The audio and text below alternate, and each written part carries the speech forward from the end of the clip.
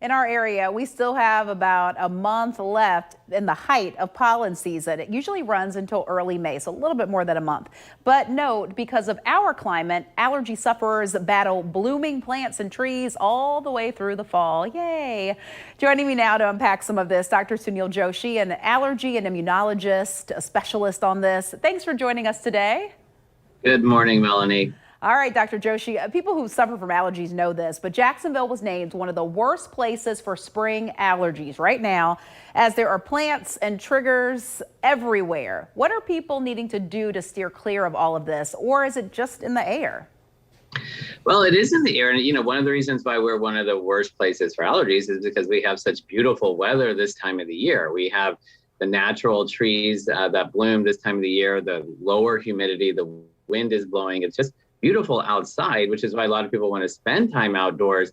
But of course, when you have allergies, that can be really problematic this time of the year. The best ways to minimize your exposure to the allergen, of course, is to minimize your time outdoors during the times of the day when the pollen tends to be at its highest, which is during the peak, the main parts of the day.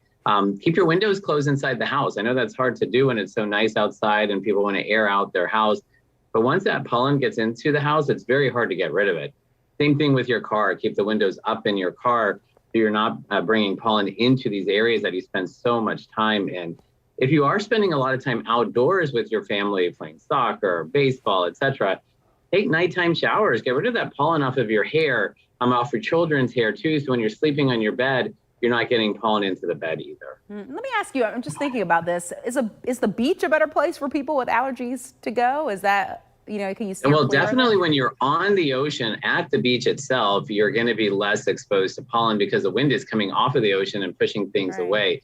But it's not necessarily the case that if you live, let's say in Jacksonville Beach or Atlantic Beach, that you're better off, because those areas are loaded with natural trees. Our pollen flies for over 500 miles at a time.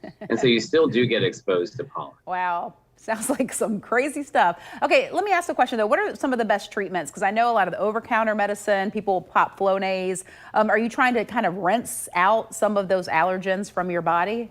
Yeah, the most common things that people do in terms of over-the-counter medications are the pills. People like to take antihistamines. It's easy to take. They're pills, and they do work quickly. But the problem with antihistamines is they only block histamine. There's a lot involved in the allergic cascade that leads to nasal congestion, sneezing, itchy, watery eyes.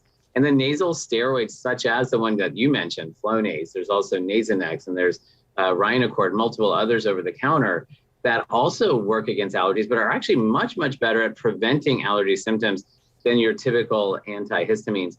The nasal saline sprays, like you were talking about earlier, that wash out your sinuses are also very, very helpful. So if you got into a routine of doing a saline spray when you wake up in the morning, when you come back inside after you've been outdoors for a while, and before you go to bed, you can definitely get rid of some of the allergens that are sitting in your sinuses that can trigger allergic reactions and lead to those symptoms that people worry about. So all of those can be helpful. If they're not working, or if you feel like you have to be on these things consistently for more than a few weeks at a time, then you probably do need to speak with your physician. Are there any other options? I mean, to me, it sounds like you kind of have to just get through this time and minimize the effects.